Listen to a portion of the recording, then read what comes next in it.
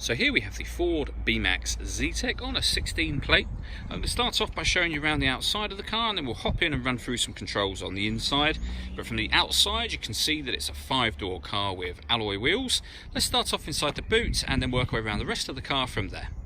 So as we approach the boot, you'll see we've got reversing sensors, plenty of boot space as well, along with that 60/40 split folding rear seat. And then underneath this tray section you can increase the boot space even further. Okay, so we're just going to work our way back round to the front of the car, then we'll hop in and run through some controls. The reason I've opened the doors is because I wanted to show you just how easy it is to get in and out of this car. You have no B-pillar, so it gives you loads of space to get in and out of the rear and front of this car, as you can see. Now that we've done a full circle of the car, you can see that it's in excellent condition the whole way round. Just briefly before we climb in, I think it's well worth seeing the interior from this exterior point of view. There's plenty to run through on the dashboard, so let's hop in and we'll do that right now. Okay, so now that we're inside the car, we're going to start with the dials. On the left-hand side, we have the rev counter, and on the right-hand side, the speedometer.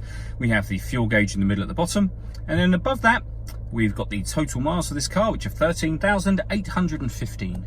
You can change the information that's displayed there by pressing a button on the end of the indicator stalk, and you can see that you get various different pieces of fuel economy information.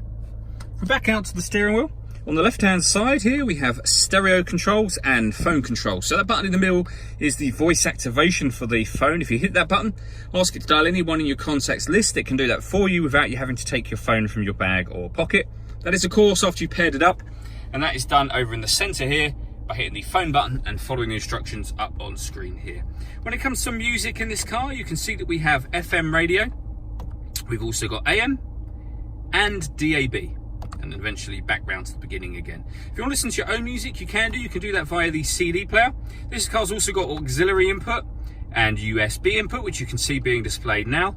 And on top of that, we've got Bluetooth audio. So once you pair your phone, not only can you make and receive phone calls, you'll also be able to listen to your music as well. And all of that is done using these buttons down the left-hand side here. That's the main volume for the stereo just there. Below that, we've got the air conditioning, so you can select the fan speed and temperature. You can determine where within the car you'd like the air to be distributed. When you're happy with all of those settings, that button turns the air conditioning on. It's on when that light shows, so off or back on again. That button will recirculate the air that's in the car. That's a great way of heating it up quickly or cooling it down quickly, depending on the temperature that you've set. You can turn that off at any time you wish to. We've also got a heated rear and proper heated front screen as well.